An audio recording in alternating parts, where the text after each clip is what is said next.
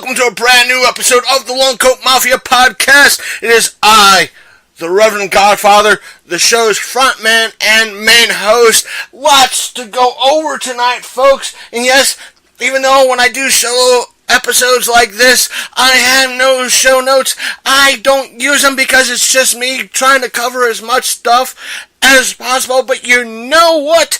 Coming off the Royal Rumble, I had to record it live, so it might come up. This episode might drop at about the usual time, about 2 a.m. Monday morning. But, like I said, why? Because the Royal Rumble just happened. Yes, I'll be covering that. And because watching the Royal Rumble was kind of a last minute thing, it was a free trial of the WWE Network.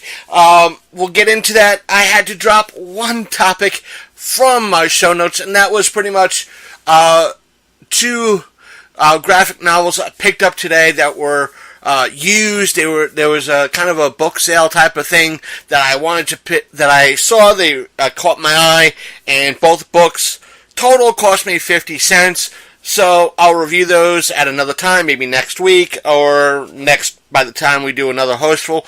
Who knows? But we still have a lot to go into, so let's get into it. And that is pretty much one of the first things I want to go into is that there has been news on the RoboCop front. There has been a lot going around the rumor mill in regards to RoboCop. Like, is there going to be a sequel to the reboot that was out a few years ago? Is it, what's going on? Because this news kind of popped up a few days ago, earlier this week, and so forth and so on. But it turns out in a lot of the articles I was looking at, and a lot of the commentators that were talking about this, they're all pretty much saying the same thing. Is that this RoboCop movie that's kind of in the works is not going to be a sequel to the reboot that was back in, I think, 2014, which was not that bad. But this is going to be a sequel, a direct sequel, to the original 1987 movie. Why? Don't know, but that's what is being planned. That the two sequels, RoboCop 2 and RoboCop 3, didn't happen. The TV series didn't happen. The cartoon didn't happen. The two miniseries didn't happen. Now, mind you, I kind of liked the reboot. Even though I didn't like that they kept the hand, but it was a pretty good movie. It was for a reboot. It wasn't half bad. It was, it should have been an R rating, or at least a soft R. But, them doing it kind of a PG-13 type of ordeal wasn't bad. I like Samuel Jackson's character in it, doing what he does best. But when it comes to the original movies and everything else, I love the original RoboCop. I don't think I saw it in theaters, but I do remember watching it a shit ton of times on TV, owning the VHS, owning the DVD. I should be owning it digitally in one form or another, but still, I loved the original. I loved RoboCop 2. To me, RoboCop 3 was but I loved the TV series. I thought it was a whole mess of camp that I loved. Too bad it was cut short. But the two miniseries, oh my God, I thought, when it came to the two miniseries, I thought nothing could be worse than the third movie. And here was two miniseries that was supposed to take place sometime after the third movie, and my God, did they suck. My God. Yeah. I don't want to go into it. I was trying to forget about the miniseries. Then they brought it up, and they kind of brought all this stuff back. But still, do I want to see a direct sequel? Let me put it like this. Show me a trailer. Get me hyped up for this. But a lot of things about it, with them doing stuff like this, and a lot of things that are coming out, which we'll get into a moment, which is, we'll go into next, and we'll kind of segue into Netflix stuff. But It's one of those things that a lot of movies that are coming out shortly seems that no one really gives a shit. Whereas 5-10 years ago, where you heard movies coming out, it was, oh my god. But that's part of the things what's going on is that a lot of the movies that are coming out are kind of meh. Look at the Independence Day sequel. Did we kind of want it? Yes, but it just fell flat. And because of during the summer season, where a lot of these so-called blockbusters are coming out, they're falling flat. Why? Who knows? But I think a lot of it is because when you have places like Netflix and Amazon Prime, hey, we're putting shit out that rocks and that's heavy hitting, people are able to at least stay home where it's nice and cool in their house. And they got plenty of cheap snacks and everything else. And it takes a lot for a lot of people to go out to see these blockbusters. But that being said, one of the things that is coming out too is a Duke Nukem movie. I don't think anybody asked for Duke Nukem movie. And supposedly John Cena is on board with this. Can he handle kind of the humor? Maybe. There has been some roles, even though they were kind of kiddie and one-shots. I don't think he has the acting chops for these roles. But if it's just a throwaway movie like Duke Nukem, let's give it a shot. But then again, it's produced by Michael Bay. If the aspect of the Ninja Turtles is anything to go by, it's going to suck. And it's going to lay credence to a lot of video game movies, Jumanji excluded, being pieces of shit. Again, show me the trailers. Let's see how big of a flop this is going to be. Or is it going to be something similar to a direct-to-DVD or a video-on-demand release? So, that's how things are. But I want to see, show me a trailer, show me, if this is moving forward, what's going on, and how things are going with it. And also, that being said, to kind of move things forward, because a lot of this is going to be two major rants that I want to get to and get through, one of which, again, is going to be the Royal Rumble, and the other one is going to be about Mountain Dew Ice. But if there is any rush or you want me to go into further detail, please email the show at longcoatmafia@gmail.com or leave us a message on our Facebook page, which is facebook.com/The Long Coat Mafia Podcast. And then, yes, I'm working on a YouTube channel, our YouTube channel, and a Facebook group associated with the show. That way, you, our listeners, have better interaction with the show. And if you guys want to promote stuff, or talk to the show, it's a little bit easier that way if you want to. So there's that. But kind of moving along is that Cloverfield 3, the rumor is coming out that it is set to be released maybe sometime in April, maybe March, so who knows. But then again, we have a lot of heavy hitters coming out in March and April.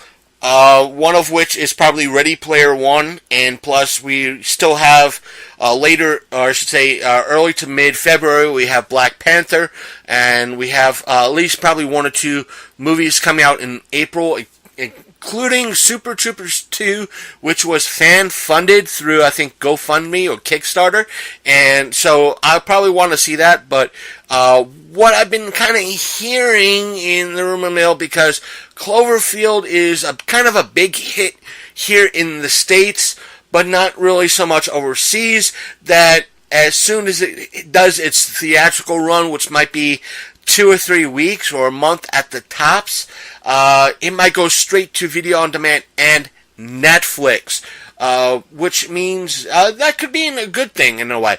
Or the whole movie could skip, instead of saying, you know what, we haven't done really that well in theaters, so fuck it. It's not going to be a direct DVD type of ordeal. Let's put it direct to Netflix, because Bright was a thing. So let's continue the anthology on Netflix, earn our money there, and kind of, just do this, earn our money on Netflix, forget about the theaters where we'll be losing money, and pay for promotion. That way, once people are home, they can watch it in their whole relaxed environment with their friends, with their loved ones, whoever, group of people that love Cloverfield. Cloverfield 10 was kind of okay. It was good in its own right, but I think personally, when it comes to the whole aspect of Cloverfield, I'm a fan, but I'm not a fan.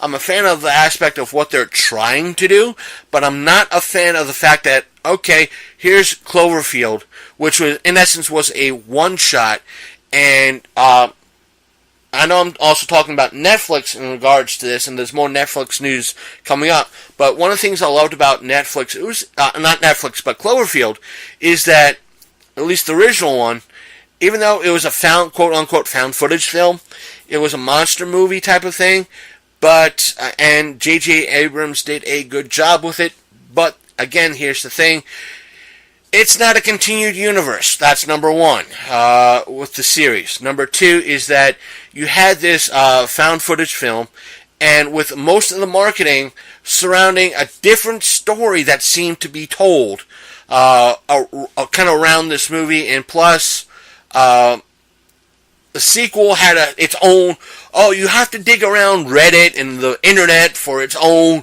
backstory and so forth and so on. And this third one, which is called Cloverfield 3, or Cloverfield, the God Particle, it's like, okay, the first one's in one universe, the second one's in another universe, and the third one's going to be a different universe. So how they're all going to kind of combine each other, if that, but J.J. Abrams is saying, no, this is an anthology series, not a movie. Fuck, man. Jeez, Louise. If you're going to do sequels, please, tie them together. If you're making a monster movie series, fine, make a monster movie fucking series. If you want to make your own Godzilla type of goddamn series, do it, but tie them together. Don't give us, when Cloverfield dropped, it was, okay, what was the story behind the monster? Okay, it was this person that kept, in essence, trying new flavors, and with all these chemicals, the person kept growing and mutating, and what, the creatures that, or the fleas and the ticks that bit on this person, or latched onto this person, had the chemicals sucked the chemicals out of this person, they became mutated and large, and it was all because of this backstory sort of thing, but people were like, no, that's not the truth, it's because of this satellite that fell to Earth, and woken up this Godzilla-type creature. That's 5 different stories. No! Give us one story, give it flat out, tell a goddamn story. At least that's my opinion on that. But if Cloverfield 3 is a thing, if Cloverfield God Particle is a thing, there's no poster, no trailer, no nothing, just rumors that it might go to Netflix. The fuck. There's got to be some news if they're hiding it. If anything, there might be actually no news until San Diego Comic-Con in reference to what's going on with this shit. But, and to continue with that, Netflix has put out a statement that they're not worried about Disney. But here's the thing. What they pretty much said, the CEO said, once Disney does their streaming service, that there'll be, the CEO pretty much said, I'll be the first to sign up. But with Disney's deal with Fox, which is not so much finalized and over and done with, they still have to go through the FTC, the Federal Trade Commission, to, this is just legal details that big businesses have to go through in order to get stuff or merge together in some way and acquire stuff. I see it going through because it's not really a monopoly. There are other big studios out there and branches out there that, this is not going to hinder anything. Plus, it's going to increase Disney's library overall when it comes down to their streaming service. Now, here's the thing: when it with the streaming market, right now you have Netflix with about 100 million subscribers. The close second right now is probably Amazon Prime, and a distant third in the paid streaming market is Hulu, with about a tenth of what Netflix has. And the main reason why you don't see more popularity with Hulu is because they kind of limit, for the exception of maybe their stuff and a few places, few channels, like maybe South Park, and I would like to say Fox, but even them, it's kind of stupid. But they kind of limit to 5 shows, and that's it. And after 5 shows, you're kind of screwed. That's why you had the CW kind of jumping ship. When was it? I think last the 2016 to 2017 year, because they said, we're only limited to 5. We want to keep that, so we want fans that kind of watch all our shows at once. If they, for some reason, hop in at maybe mid-season and they want to catch up, they are able to catch up, even though we're offering stuff with commercials. It's free. That's the thing with us. Now, and I kind of agree with that, even though Big Candy doesn't really have the streaming for that. He's waiting for a lot of stuff to come to Netflix, and I can understand that sort of thing coming to Netflix, or at least waiting till things come to Netflix to watch everything at once, no commercials, and the only thing you have to deal with is Netflix pretty much asking, are you still watching? And that's fine, that's dandy, but the only thing you have to deal with is the aspect of friends, family, and other people on the internet spoiling the shit for you before you get a chance to watch it. Because with people like me and Big Candy, if it's not readily available through either a service like Hulu, we have to wait until it drops on Netflix. If we want to watch it week to week, we have to season pass it through a service such as the PlayStation Network, Xbox Live, or Vudu. Meaning we season pass it for a certain amount of money, and we get the episodes hopefully on a weekly basis. And the reason why I say that is because sometimes services like Xbox Live, the PlayStation Network, Amazon Prime, and Vudu, when something drops, at least in my experience, is supposed to drop the next day, sometimes it does not drop the next day. Meaning, I've used to season pass stuff like Doctor Who, The Walking Dead, and NCIS, and what would happen was, I was supposed to get it the day after it was supposed to drop. I should say the day after it aired. Meaning if it aired on a Tuesday, I was able to watch it Wednesday when either I got up, or B, I came home from my 9-to-5 job. And sometimes instead of when it was supposed to drop, which would have been that Wednesday morning in this example, I wouldn't get that episode until Saturday. There was one instance where I season passed the baseline NCIS, the original NCIS, that's been on for about 12 plus years. And Netflix pretty much midway through the season said, fuck it, we're not airing it. If you paid good money for this show, and at that time it was like $35, $40, you just were out $35, $40. And there was no email from, Xbox Live saying, yeah, we don't have the rights to this anymore, or, yes, for those with good ears, a freight train is going by. But still, when I contacted Xbox Live and I asked, what the hell's going on, they said, what's the matter? I said, well, I season passed with you on Xbox Live for the original Mark Harmon NCIS. I haven't gotten an episode in like a month and a half. What the hell? And they're like, did you season pass this? I said, yes. I bought the season pass in November. What gives? And they're like, okay. They looked it up and they're like, well, yeah, you season passed. Did you season pass NCIS LA? No. Did you season pass NCIS New Orleans? No, the original, the one that those two branched off of. And they looked into my purchase history, and they found me buying the original NCIS, and they're like, we see it. I said, yeah, now do a search for NCIS. And they were like, well, we got the LA and we got New Orleans. I said, exactly. Your competitors have those 4 episodes. I don't. What's going on? Is this a cut? Did you guys lose the rights? What's going on?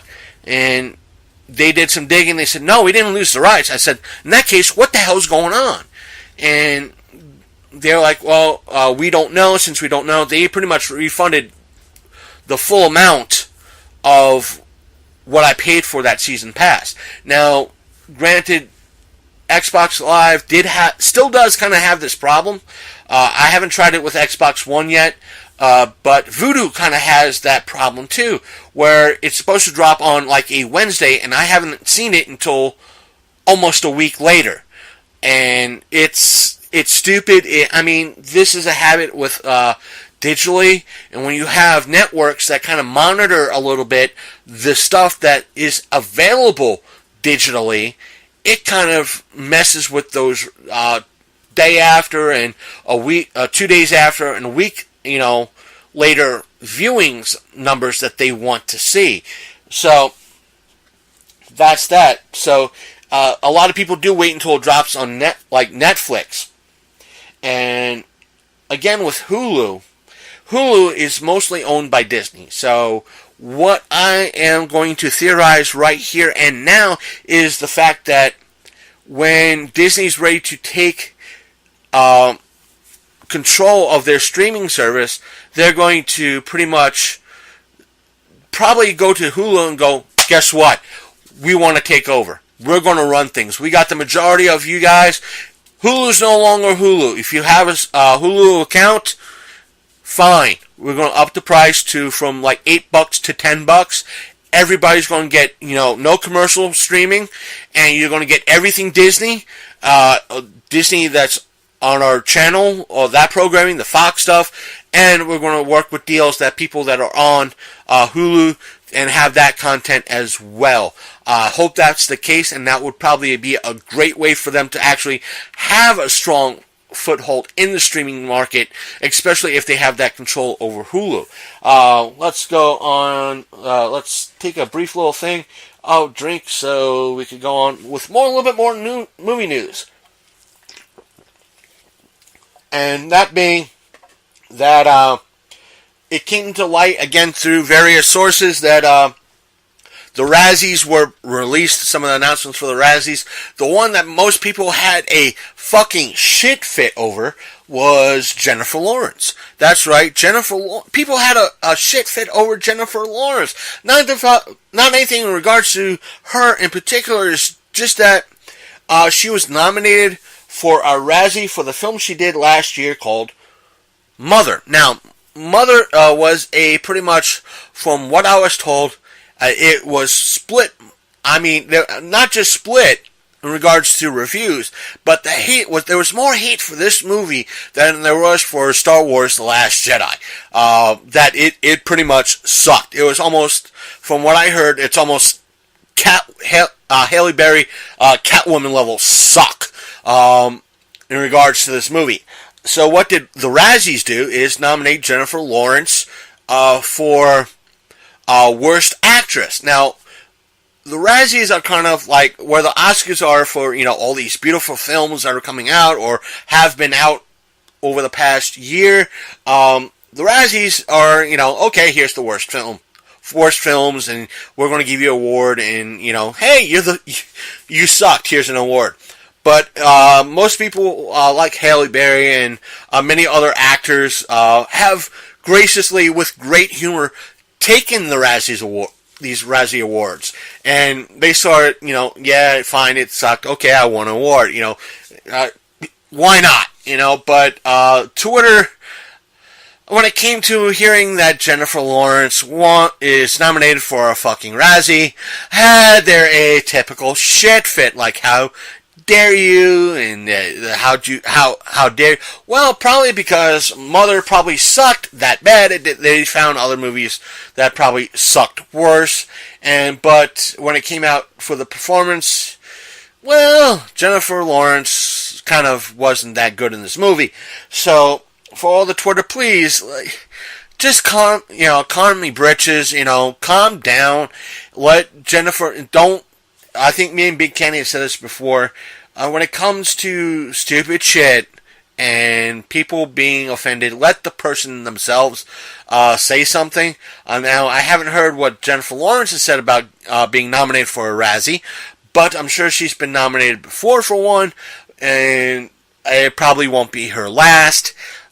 Just that, please, Twitter, people of Twitter, if you're listening to this, let them fight their own damn battles, please. I know there's the term white knighting.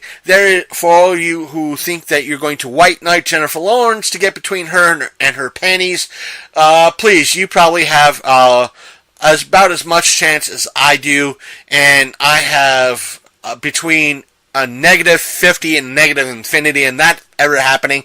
So, you know what? That's that. Please, if you want to rib me about, what I said, fine, whatever.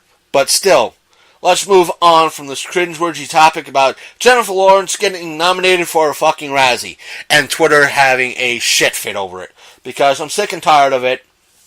And sick and tired of a lot of these people just, going down and just being stupid.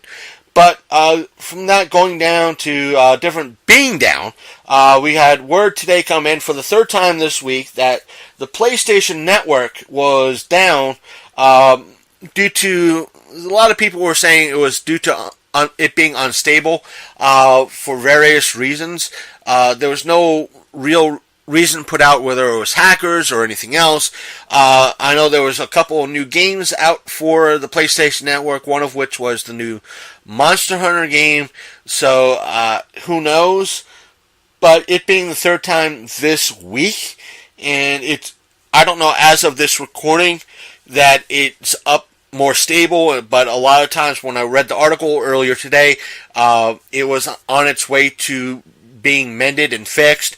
So that said, the PlayStation Network has always been this tissue paper network, even though a lot of people use it to connect with each other, play multiplayer games like through Borderlands, Call of Duty, or whatever the exclusives are for the PlayStation Network, or live stream onto YouTube like what Sasha the Princess of Darkness does, and Reverend J.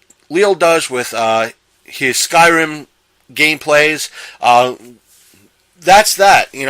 There's a lot of that going on, and yes, I should be streaming more through the Mixer network on my Xbox Live, but that's a different story. But with all this happening, all these chances to stream and play with friends, yeah, it's going to be flaky, but they've been flaky since they were down, I think, for over a month several years ago. I know it's quite a while since that happened, but still, they've always been known to be very flaky, and that's, even though they have probably the better console now, their network has been far inferior to other networks like the Xbox Live network. Now, that being said, in an effort to kind of struggle and gain new people to the Xbox One aspect of things, or the Xbox One S, Xbox Live pretty much announced, or Xbox, Microsoft, whomever you want to say, has announced, or should I say, they have their own streaming service. I don't mean Xbox Live. Let me put it like this. You have Xbox Live and the PlayStation Network. That's their own separate baseline things that you could play with apps on. Use apps like Hulu, the WWE Network, Netflix, YouTube, so forth and so on.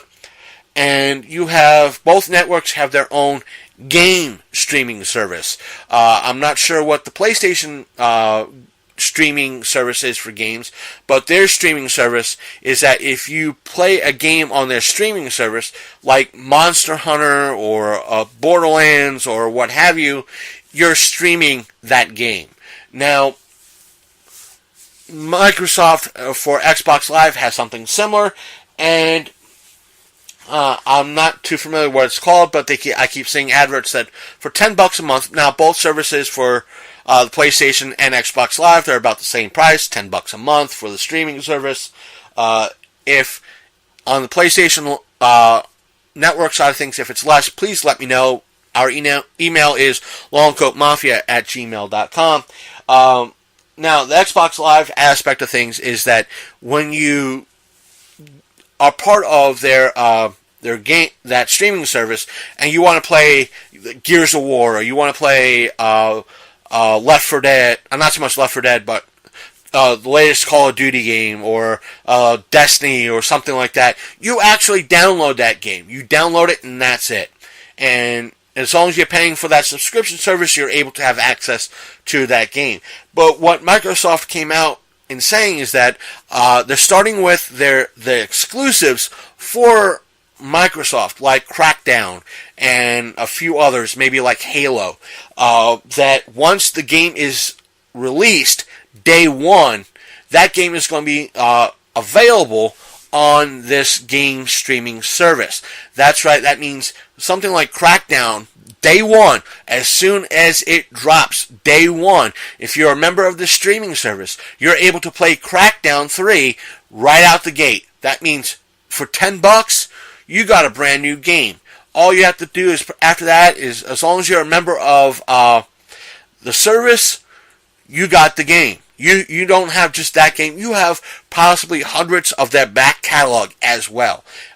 So far as I've heard, it is strictly their exclusives, like Halo, Crackdown, and a few others, and maybe like Gears of War. No word yet in regards to other game titles that when they drop at day one, like something like Destiney, or which we'll get into in a minute, or World of Warcraft, or whatever game is multi-console released or third-party released, will be part of this, day one, able to stream it as well for $10. But from what I've heard in regards to this announcement is that there is a couple of stores out of Austria that have said that because because Xbox and Microsoft is doing this, that they are pretty much saying, hey, if you're doing this, we're not selling your consoles anymore. That's it. And therefore, with that, it's like, hey, if you're going to do this, we're going to lose money off the consoles. Which means, I think what they're saying is, and from what I've heard, when it comes to a place like Walmart, Kmart, Target, Best Buy, or what have you, at least here in the States, the profit that when it comes to a console is the fact that if it's $400, they buy it for maybe about $350, and they're only making $50 for it. Whereas a game off the shelf like Destiny or Call of Duty or WWE 2018, they're paying $10 and making $60 per se. This is an example. I'm not sure exactly the right numbers, but it's just for the sake of argument and basic math and discussion. So they figure, at least from these Austrian companies and sales outlets, they're figuring that if we're not making as much off the consoles as we would the games, and people are just staying home and getting the games on the cheap that way, why should we sell the consoles, period? And yes, I could agree with that, but here in the States, let me put it like this. In European countries, they have better access to high-speed internet than we do here in the States. There are parts of this country that literally suck donkey balls in regards to internet. There are a lot of places in this country that still have 56 kbps internet. That's it. And or a lot of places have slower internet than what you would have in D.C. or New York or where I'm at here in the Eastern Panhandle of West Virginia. Where I could have close to 100 up and down, there maybe 5 or 10 megabits. That's it. Where, again, I'm at 100 megabits up and down. They're at 2 to 5 or less. So that, here in the States, there's always going to be that market for physical copies of games. But that's always the benefit here in the States. But you're not going to really see the outlets in regards to full digital, even though we are, or seems to be heading that way. But one of the things to kind of curb things and curb stores' little antsiness is that what Microsoft is doing and Xbox is doing is they're going to be selling 6 month cards for this service, which means you're able to go to a place like Walmart, Target, maybe GameStop, pick up a 3 or 6 month card. Right now it's a 6 month card, but a 3 or 6 month card, and enter in a code, and that grants you that amount of time for that service, which is a good thing because there are many people like myself that don't know whether or not 6 months down the road, 3 months down the road, 6 months down the road, or a year down the road, that, hey, I don't know if I'll be able to afford this that far down the road. Let me buy a 6 month card now. I have the money for it now. I'll pay for it now. So that's a good thing. That's always a good thing. And free trials are a good thing. We'll get into more about that again in a little bit. And to kind of move on, Destiney has been over the past month of January, and even I don't think I touched about it in December of last year or any point in this year, but Destiney has been going through its own fucking shit. Because last year they had their whole aspect of that they were kind of, if you earned, let's say, like 1,000 XP in a match, you're only in certain aspects of that game, whereas if you were playing a player versus player match, you were getting 1,000 XP. If you were playing a raid, you were probably getting 1,000 XP. And if you were playing what they call a strike, you were getting 1,000 XP. But if you were playing what's a public event or some aspects of the storyline, you were not getting 1,000 XP. You were getting like 500. And because they kind of hide how much you're getting, or meaning, whereas something like Final Fantasy or Borderlands or games like that, there you can pull up in the menu screen saying, okay, this is how much XP you have. This is how much you have left to go before you reach the next level. Now, Destiny does not do this. So in Reddit, somebody figured this out, that they were not getting the XP that they were all in all were supposed to get, and they they released the information. Destiny went, yeah, our bad, and they kind of, instead of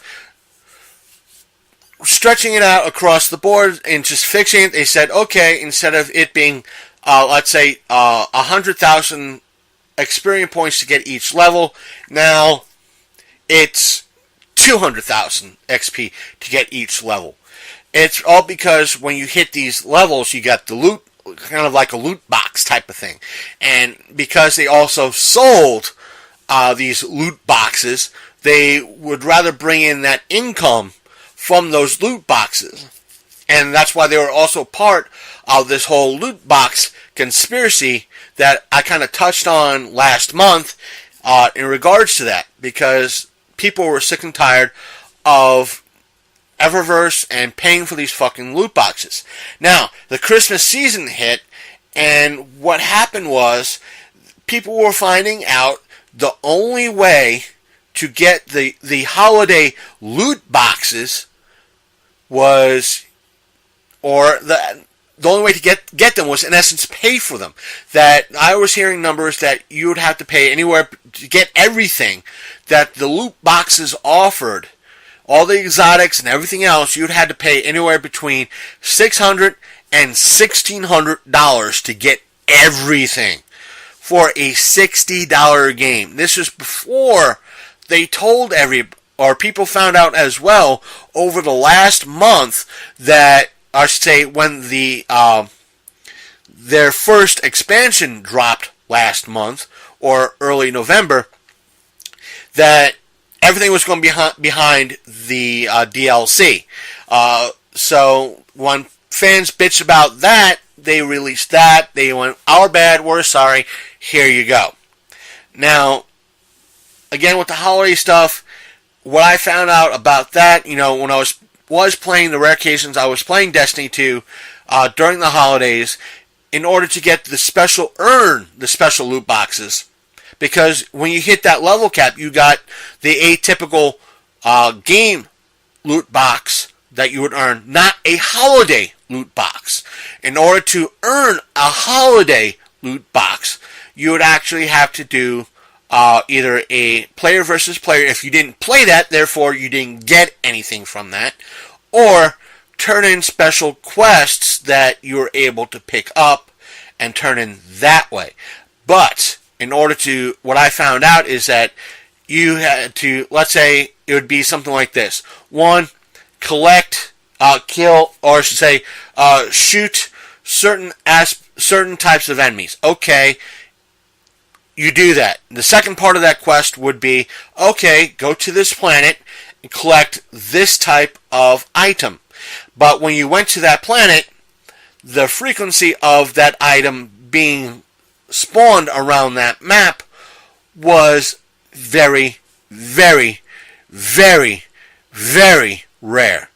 And people had enough. So the only people that were actually getting these holiday loot boxes were the folks that were shoveling money at Eververse for this. And people didn't like it. Now, and word came out again that still within this holiday loot box exclusive bullshit, that they were going to pretty much do the same in January for Valentine's Day. I don't know if they were going to do something for Easter, but they were going to do it for Valentine's Day. And players were pretty much saying, "Oh, fuck no. Fuck no, we ain't having this shit." And the makers of Destiny, Bungie and Activision pretty much went, yeah, okay, our bad, we won't, we'll fix it. And they kind of did that. They said it won't happen again. We'll kind of make it so that it won't. Now, recently, within the past 2 or 3 weeks, because I haven't been touching Destiny for a little bit, what word has come out is that they had what's called a faction event. And what these faction events is that you could sign up for one group in-game for special loot, and there's like several different factions, like 3 or 4 factions. And during public events and other in-game stuff, you're able to earn tokens that you turn in for special stuff. And the faction that gets the most tokens turned in wins a special prize at the end of the week.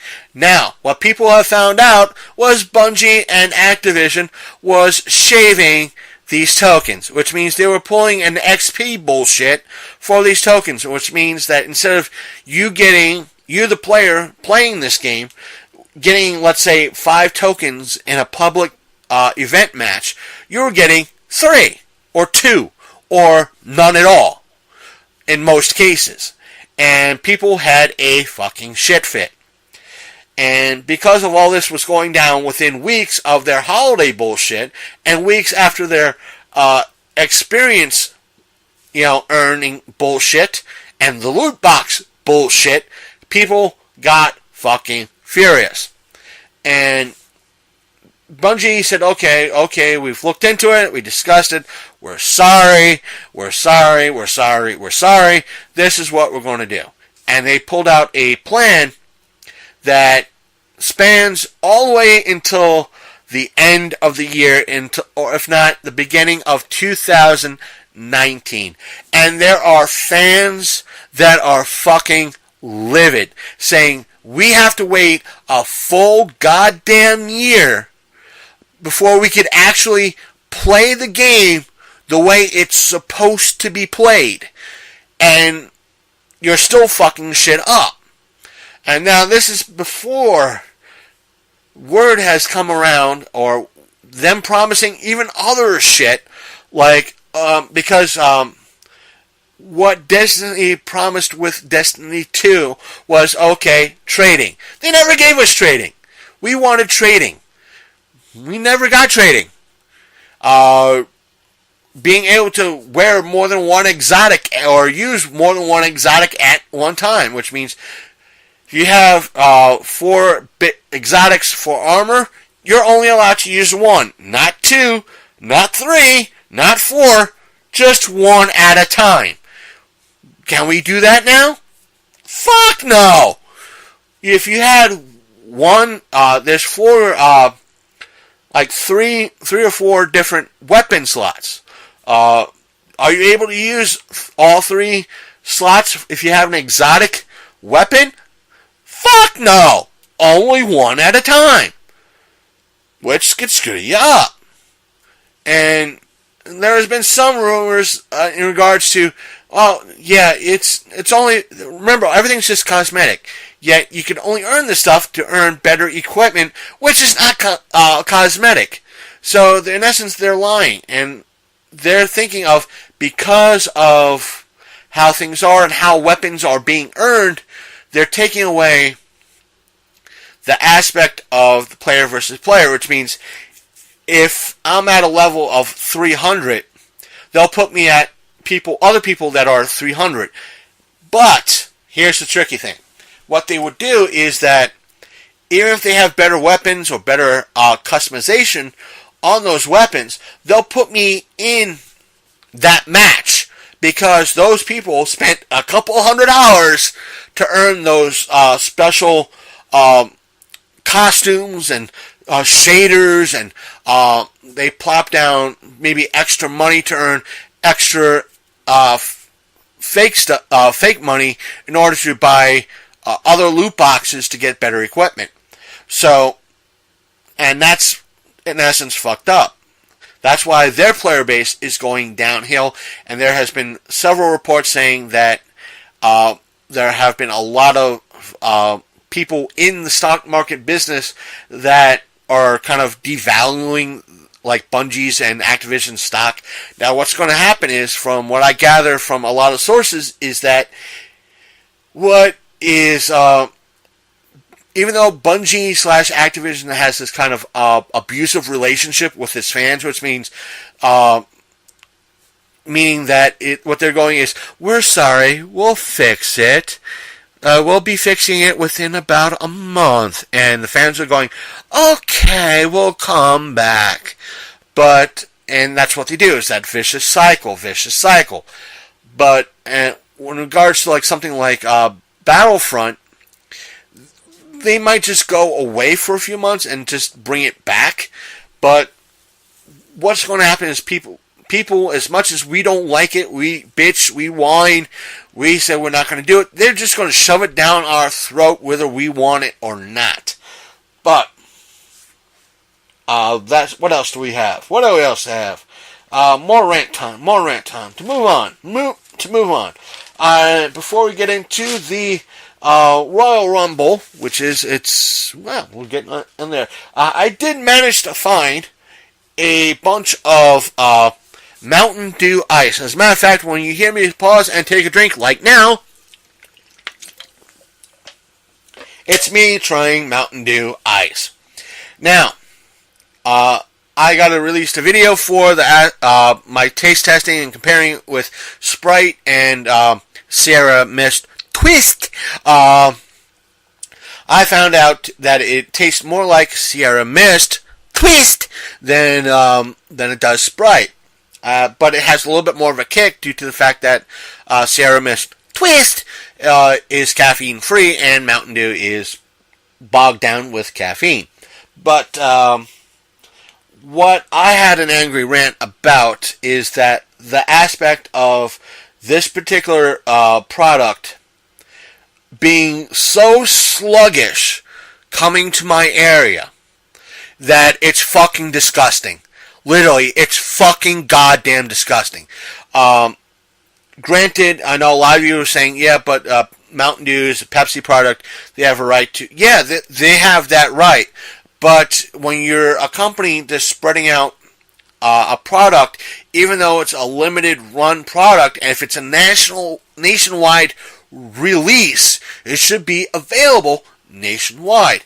And I cited in my YouTube video, which I'll drop and I'll kind of comb over a little bit here, is that last month during the holidays, I should say in December, during the holiday season, Pepsi released Pepsi Caramel.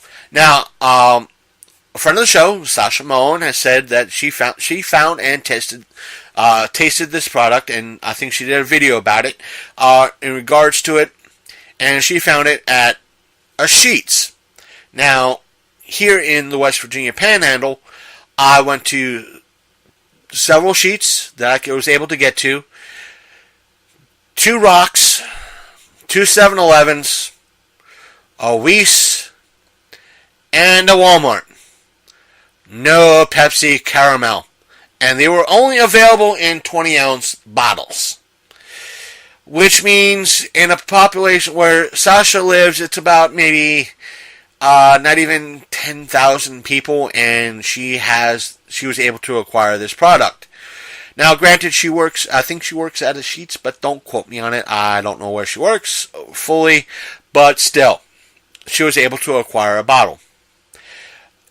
Me, myself, I would have loved to try this and see how it went. Now, mind you, other Pepsi products like Pepsi Fire and Pepsi Clear were in stores in my area when they were around, and I did try them and quite enjoyed them.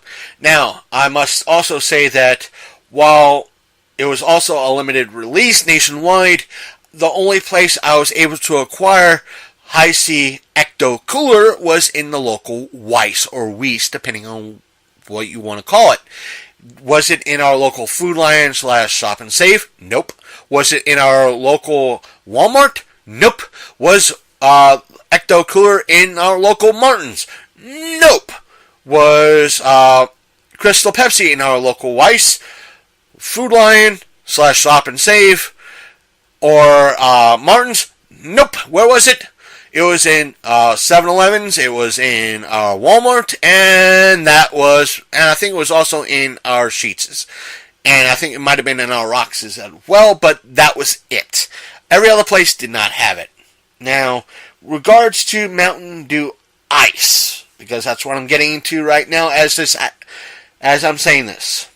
I pretty much had to buy a 12-pack of cans. Had to. Because the only place selling this product was our local Walmart. The only product they were selling at our local Walmart was the 12-pack cans. I checked at least our Weiss. They did not have this product whatsoever. Whether it's the 20-ounce bottles or a 2-liter bottle. Now, mind you, there is somebody I know who I've interviewed on this show. He goes by the name of Nick Hunt. In his area down in Florida, they had a 2-liter bottle. As a matter of fact, he has posted a picture of this 2-liter bottle of Mountain Dew Ice. Sasha, the Princess of Darkness herself, has had a 20-ounce bottle and tasted it herself on her YouTube channel. And she was able to, like I said, find a 20-ounce bottle of this product. Now, mind you, again, I went to several places, including Minute Marts, supermarkets, and the only place that was selling any type of Mountain Dew Ice was Walmart this past weekend. My local Walmart in the Eastern Panhandle. Which fucking sucks. Now, I can hear you guys and gals and other listeners saying, why didn't you go to Winchester or where Sasha pretty much lives and get a product there, or Hagerstown. The fact of the matter is, I, at the moment, is vehicle impaired.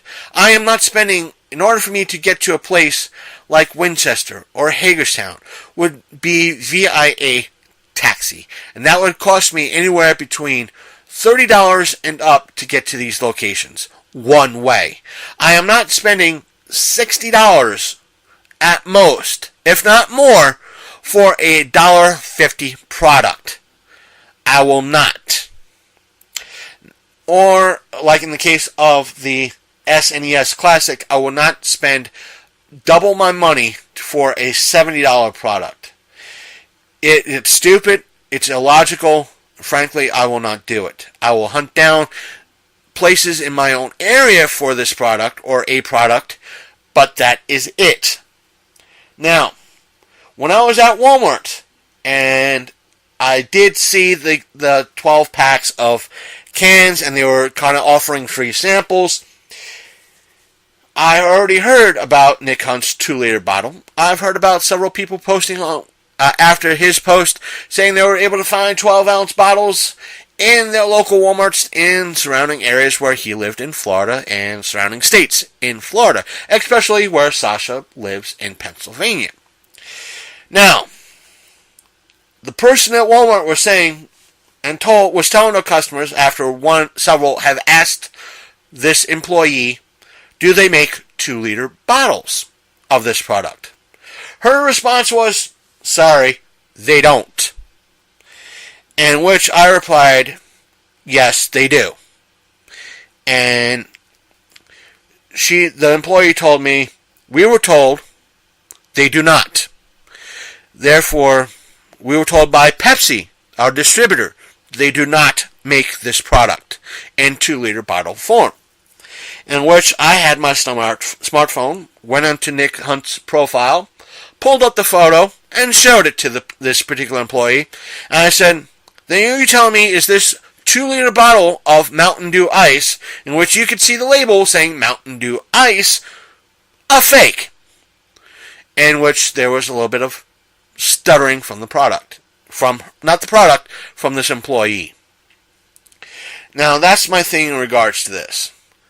If Mountain Dew is making a 2-liter bottle product of this item, of this brand, Mountain Dew Ice, it would be the second, or I would say the fourth product in 2-liter bottle form from Mountain Dew. The other three being regular Mountain Dew, Diet Mountain Dew, and Voltage. I would almost die for a 2-liter bottle of Code Red. I'd be buying it off the shelf in quantities if it was available and when they were on sale for $1 a bottle. Apparently, they don't make a 2-liter bottle of Code Red. There have been times I've seen other bottles of Mountain Dew flavors, but Code Red, which fucking sucks. I'm a fan of Code Red, and I'm a fan of regular Mountain Dew. And it just plain sad and sickens me. And the fact that most of these areas they treat like the Panhandle like a dead zone. That I've said this before. It's like, yeah, we could get heroin, crack, and other illicit drugs in the West Virginia Panhandle, but when it comes to soda and food and everything else that is coming into the area, it's fuck those people. We don't want to do it. As a matter of fact, I've been to several. I have to check my Target, but I'm willing to say they don't have it, and that's the. I don't know if they're making it still, but there have been. I've checked various places in regards to it, and that's Nintendo has made a new cereal, and the box is kind of like an amiibo type of thing. Walmart doesn't have it, and Weiss doesn't have it. Now, mind you, there have been several people that are saying that this product is under lock and key in the Nintendo case because they don't want people stealing it or buying it in bulk quantities and flipping it for an enormous price. Now, Walmart, in their NES case, only has their NES products. As a matter of fact, I haven't seen an SNES Classic in that case, period. So, I have to probably one of these days make it to our Target to see if they have it there. But that's that. And yeah, I mean, to me, it's stupid. And the fact of the matter is, right now, Pepsi is using their classic label. And it's like, yeah, we'll sell you these mass-produced classic label Pepsi and Pepsi Sugar and Pepsi 1800 and this, that, and the other thing. But when it comes to some of our limited run flavors or seasonal flavors, it's even though it's a national wide release, fuck these people. That's not saying you're customer friendly or you want to make money in my eyes. Especially if you're saying it's a nationwide release, but it's not available nationwide. Because there are people that, in some cases, it's hard for them to get, or even harder to get to places that are selling it. Now, that rant being over, let's kind of move on to the Royal Rumble. Yes, Royal Rumble. I was about 5 minutes late getting to the story, and what you hear me rustling is me doing show notes, or looking at show notes. This was the first WWE event I have seen, or show, call what you want, in well over 2 years. Why? Because I heard rumblings that Daniel Bryan was going to be in the Rumble tonight. If you haven't seen it, spoilers. And if you're still listening and you want to listen to the end of the show, you have been warned. And if you complain about spoilers, you are not listening. But, like I said, I heard rumors that Daniel Bryan was going to be in this and that he was going to win it. Well, that was just plain rumor. So, which we'll get into in a moment. But all day today, I was hearing about through Facebook that, not so much from my friends on my personal Facebook page, that tonight was the Rumble, but the fact that what was constantly being brought up on my feed was a free trial to the WWE Network.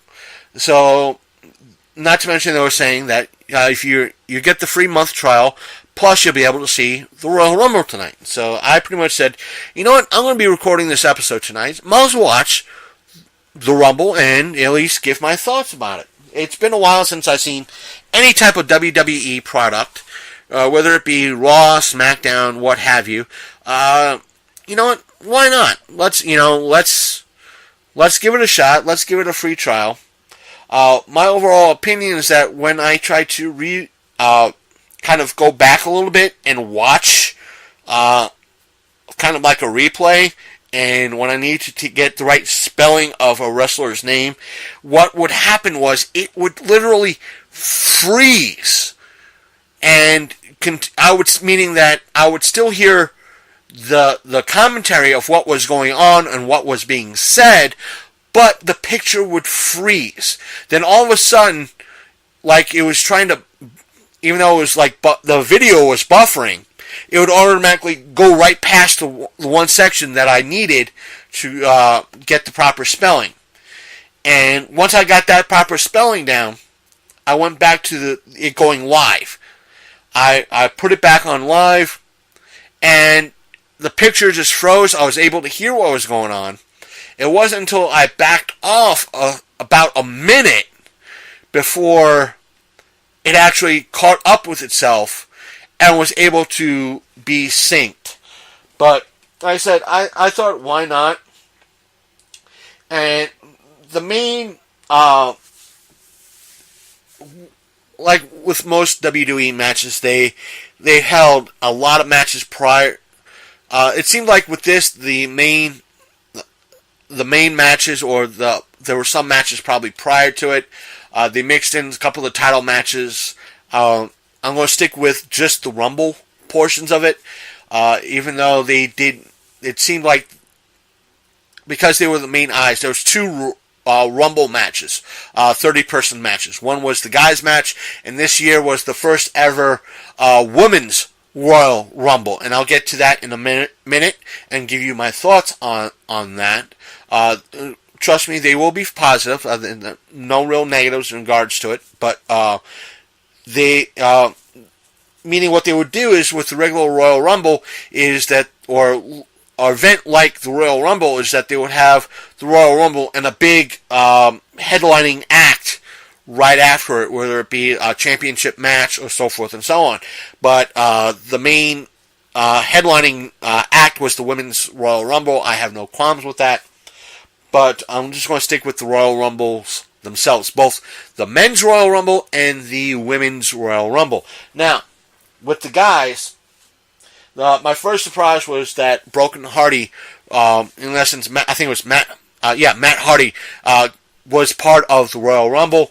Like I said, I haven't been keeping in touch with the WWE, but it was nice to see Matt Hardy being Broken Hardy or Woken Hardy in this, and him and Bret Wyatt going after each other in the ring as a part of the Royal Rumble. Even though he didn't last long with both of him and Bret just going over the top rope. Now, for those who are not familiar with the Royal Rumble, what the Royal Rumble is in regards to WWE is that what happens is the only way you're eliminated is that you have to be tossed over the top rope and both feet have to hit the floor. If one of your feet, or if they don't hit the floor, you're not considered out. You're not considered out of the match or out of the Royal, or eliminated from Royal Rumble. Over the many years, there has been loads and loads of interesting ways, at least when it comes to the guys, of not being eliminated. There have been some of the high flyers went able to save themselves by jumping on from the ring to the padded railings that are around the ring and leap back, amongst other different ways. Now, so that was the first pleasant surprise in regards to that. But overall, I'm going to say this: when watching the whole thing, or at least I'll say 98%, because I didn't catch the first 5 minutes. It started at 7.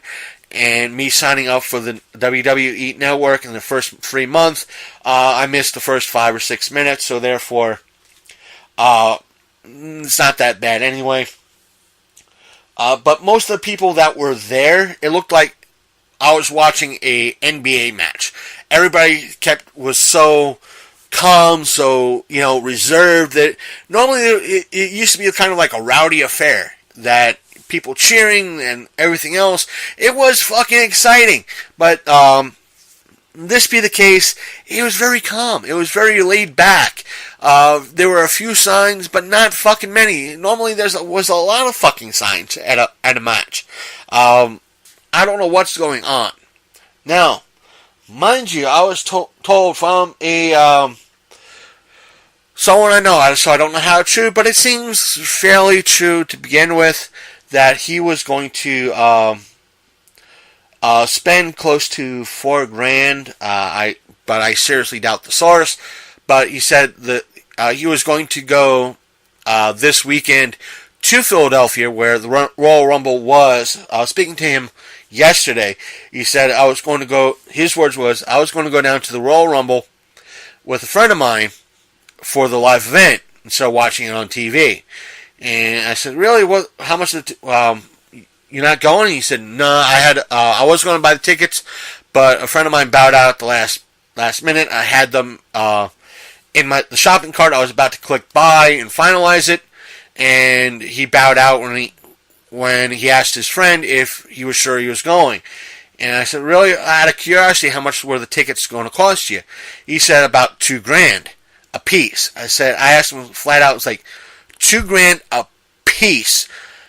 What seats? He said they were pretty much front row ringside tickets. And I said, if that was the case, you should have asked me. If you were sponsoring the ticket, I would have said, listen, I would have found some way to pay for fucking gas, and I would have went with you. Now, which meant this particular episode would probably be posted up later Monday afternoon instead of early Monday mornings, because there would have been an after party and road trip back and so forth and so on. And it would have been epic, but still, I would have offered to pay for gas. At least gas and probably something to drink on the way there or way back. But to me, it just seemed like a laid back affair. There were a few surprises later on, which I'll get into in a moment. But there were a lot of, to me, like I said, I haven't seen, other than like Matt Hardy and few folks like John Cena, Randy Orton.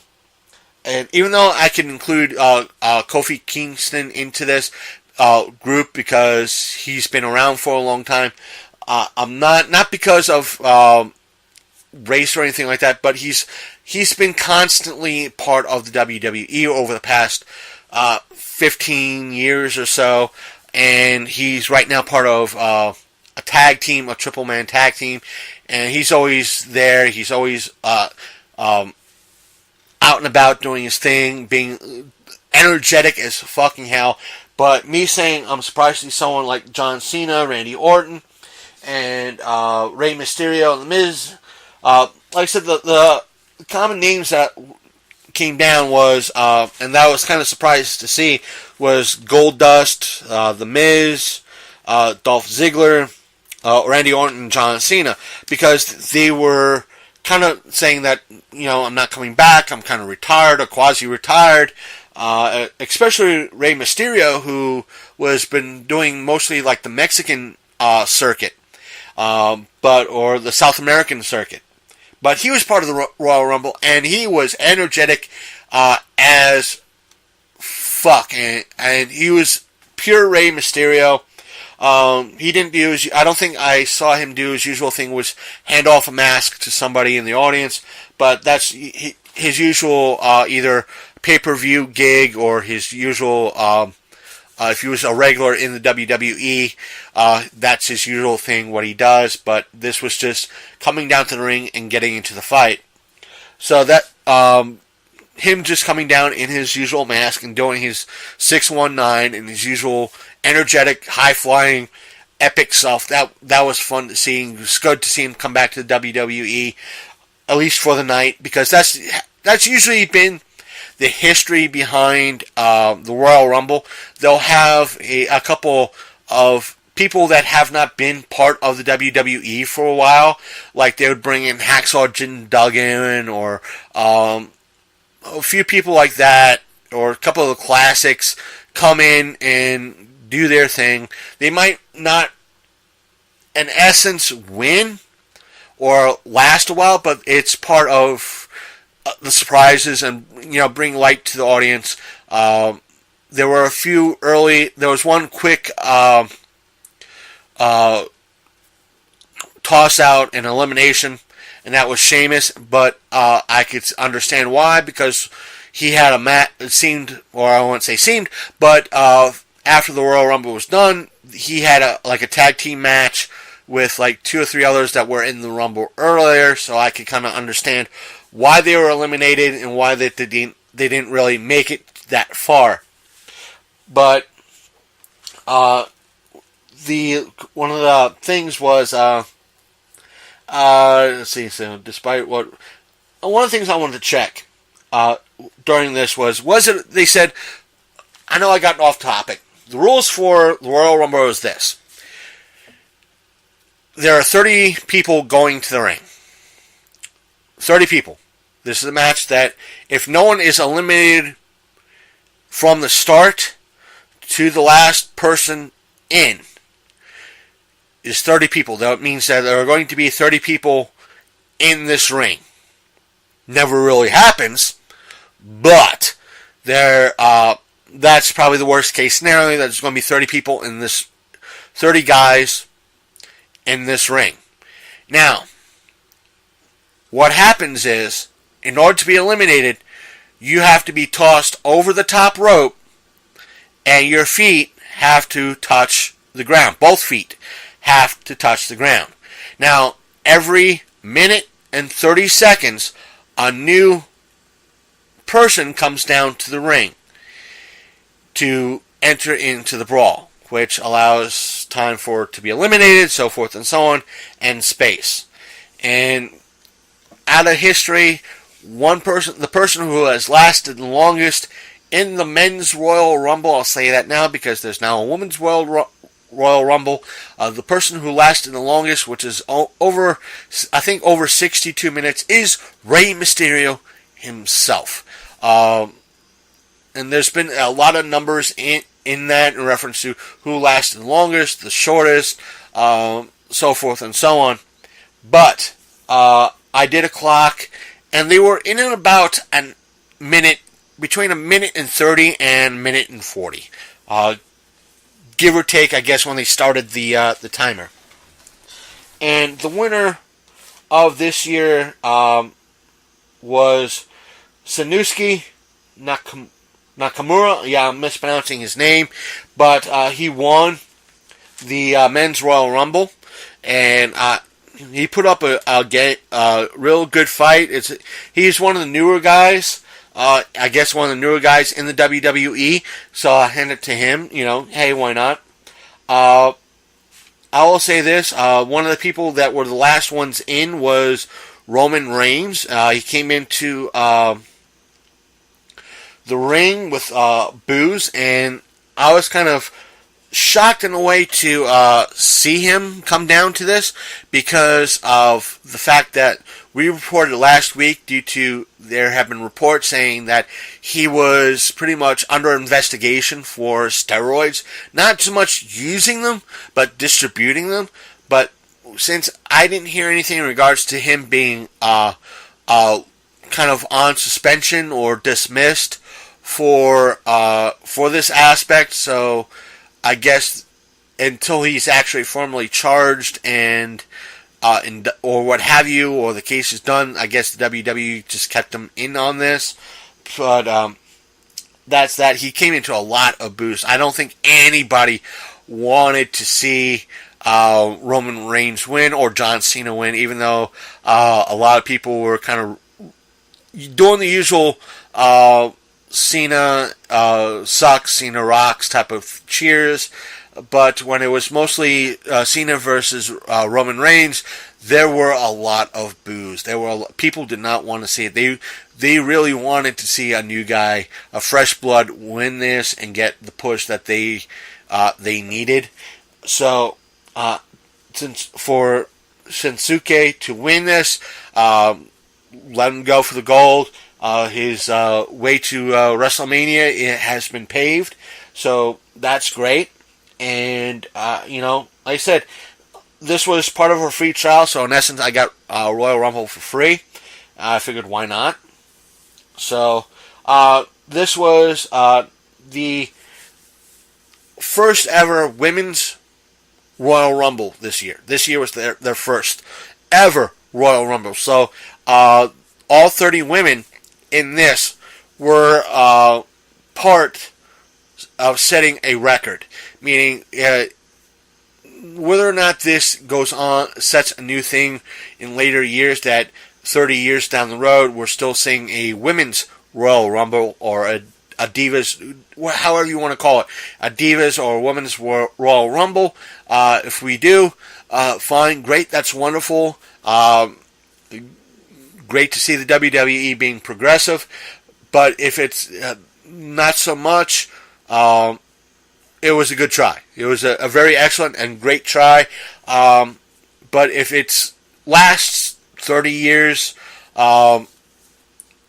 wonderful, awesome, because every woman that participated in this, even the few pleasant surprises, were part of this, so they set their own record or made their way into the record books in regards to this in WWE history. And it was the same rules as for the women as it is for the men, meaning every minute and a half, I didn't time it, so every minute and a half, a new a new woman, came down to the ring to join in the Rumble, which means I should have started in regards to both. For the guys and the gals, the first two entry opponents come in, which means the first person chosen and the second person chosen come down first. Then from that point, entry people from 3 on to 30, every minute and a half they come down, because doing it the long form way is kind of stupid and probably takes too long. So, I said the women's rules are the same as guys, that it starts out with 2 people already in the ring. Every minute and a half, a new person comes down, and to be eliminated, over the top rope, and both feet have to touch the floor. Now, one of the funny things in the guys' matchup is it wasn't so much the funny thing, but you have the atypical plans that, hey, I need a break, I need to, rest my arm, rest my leg, or whatever I need to take a moment or two. They roll out from underneath the bottom rope.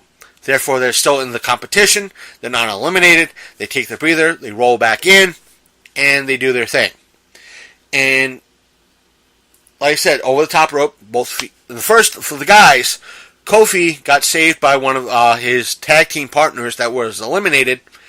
By when he got tossed over, Kofi grabbed onto the ropes, and his teammate rolled underneath and provided a human step stool, or a barrier between him and the ground.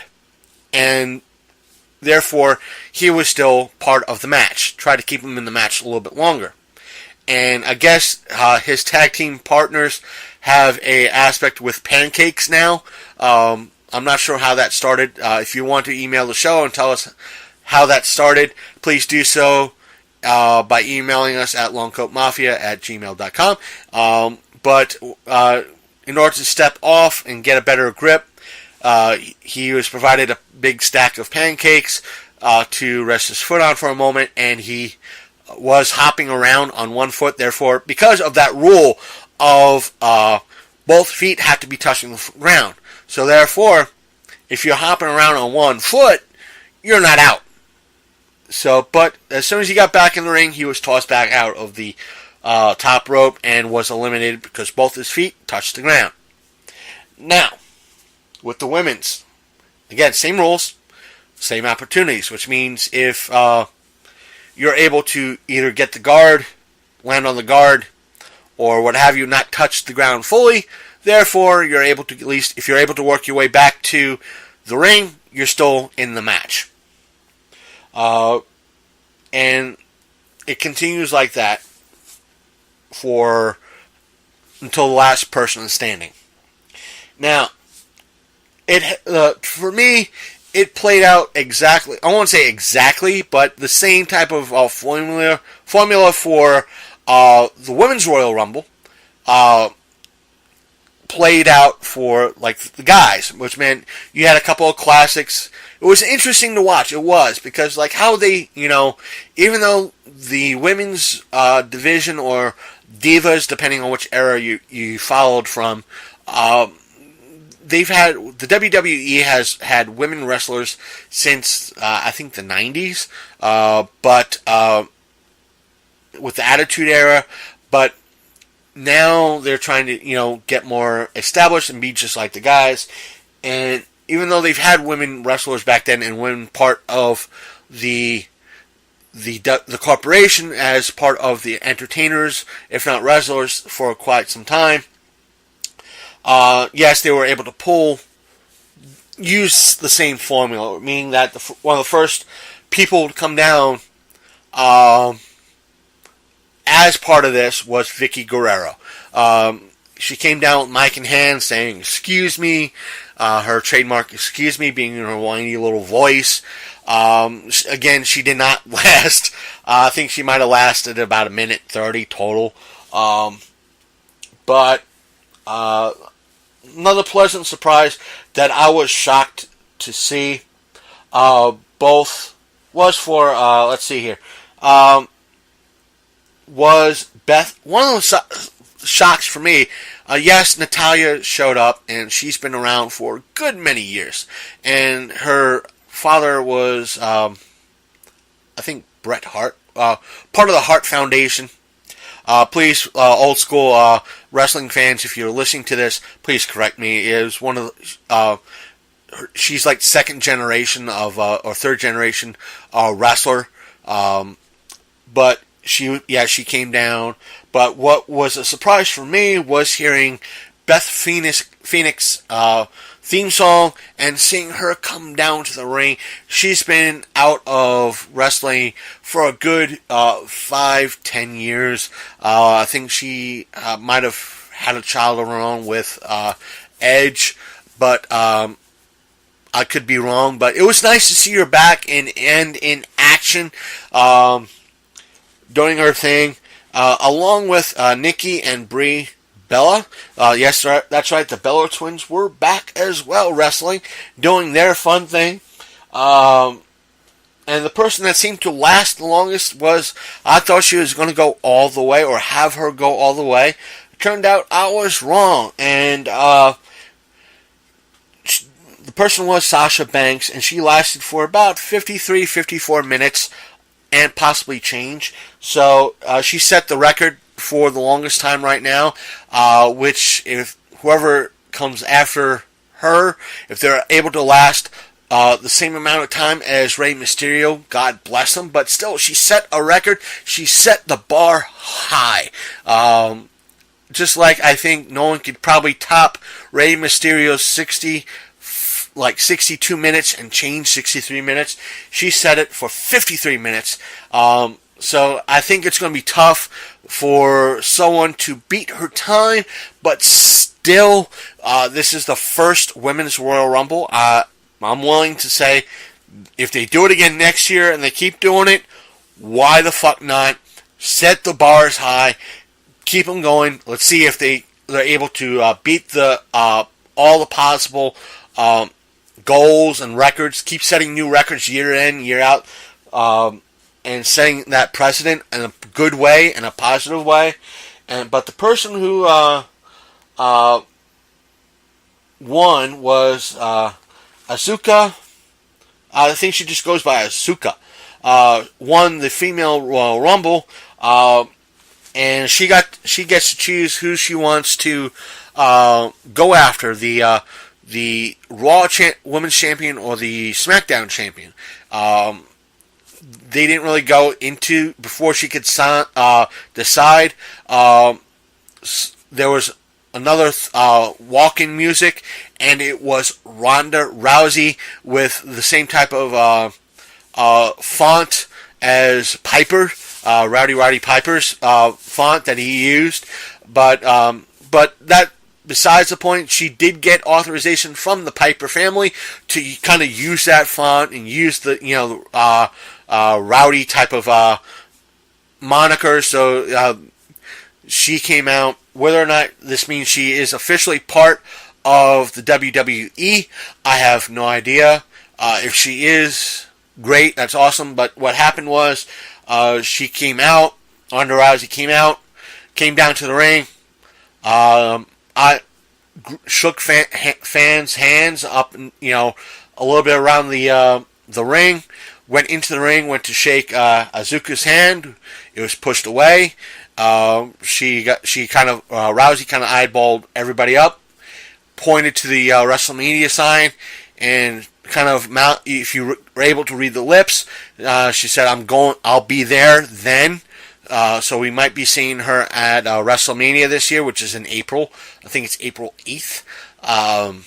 But she, after the whole aspect of giving everybody the "I'm coming for you, gals" look, she came back out, all smiles. Went around the ring, shook fans' hands, went up to Stephanie McMahon, extended her hand. They shook hands, and she walked right back into the locker room. And so that was the end of pretty much the Royal Rumble. What's going to happen over the next couple of months? Heck, the end of February, there is going to be the elimination chamber match, so I might be able to see that and give a report of what I think about that. So who knows? I think that that's about it for now. That's all my notes. Like I said, I ranted about what I wanted to rant about, which is about the Royal Rumble. Like I said, free trial. It's normally $10 a month. I'm just going to have it for a month. And I'll probably, because I am kind of a subscriber for the month, I might check a few things out. But I've been watching a lot of old school cartoons on YouTube, mostly Disney's Recess, ironically enough. But I'll have to get back into things, and next week I might have a few reviews, depending on what comes down between now and the end of the week. So who knows? I might have a creepypasta for y'all. And as of this week, it has been 10 stinking months without me using a classic Electric Eye episode. Who knows if, depending on how long things go, I'll try to keep new episodes and fresh episodes out there. Just everything right now, today, Sunday, now it's officially Monday, here on the East Coast, there were a lot of stuff that I was able to talk about and rant about, including Mountain Dew Ice, the Royal Rumble, and a few other things, including Xbox Live and PlayStation Network and Netflix and Hulu and a whole mess of stuff. So if you're listening to us on your desktop computer or laptop computer through iTunes, but if you want to use us on the go, if you have an iPad, an iPhone, or an iPod Touch, you can find us on Apple Podcasts. But if you're an Android user, even though you listen to us on iTunes on your computer or through our website, which is thelongcoatmafia.podbean.com, and yes, the word "the" is part of the website. But as I was saying, if you use a Android-based device, whether it's a tablet or phone or any other Android-based product, you could find us on Google Play Music. And, not to mention, we are on Stitcher Radio, which means if you use the Stitcher app, you can find us that way. If, by some strange chance, you use Spotify, you can now find us on Spotify. That's right, we're now on Spotify, so you can find us that way. And we're also on the Podbean app, so that's awesome.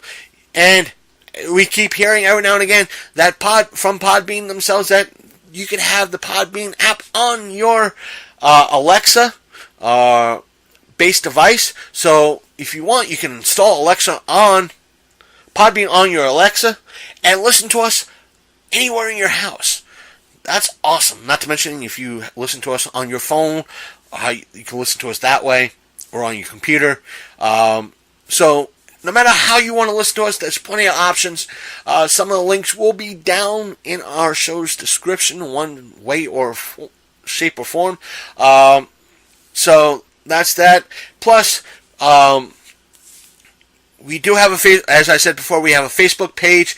Our Facebook page is facebook.com/The Long Coat Mafia Podcast, and we're on Twitter at Long Coat Mafia, and our Instagram page is Long Coat Mafia. So feel free to stalk us on Facebook and Instagram and Twitter. I try to be a little bit more interactive. Yes, we do have a YouTube page. I gotta post some videos up to that, including our initial reactions to drinking Mountain Dew Ice and our first day rants in regards to that. Our little angry rant. So there's that, and plus there is a Long Coat Mafia Facebook group. That way you have a better way of interacting with us at the show, and plus it'll give you a better chance if anything you want to promote. That way you have a better way of letting it shine. That way it doesn't get lost in the shuffle of our Facebook page, even though we do allow you to post things to our Facebook page as well. So I do thank you for listening. Take care. See you. I can't really say see you guys next week, but stay tuned to next week. There's more stuff to come, and we're keeping our fingers crossed right now, hoping beyond hope that we get our press passes to AwesomeCon, even though Karen Gillian has dropped out of AwesomeCon. But no worries. We have a plan. So stay tuned. Again, stay tuned for next week's episode. And I am out.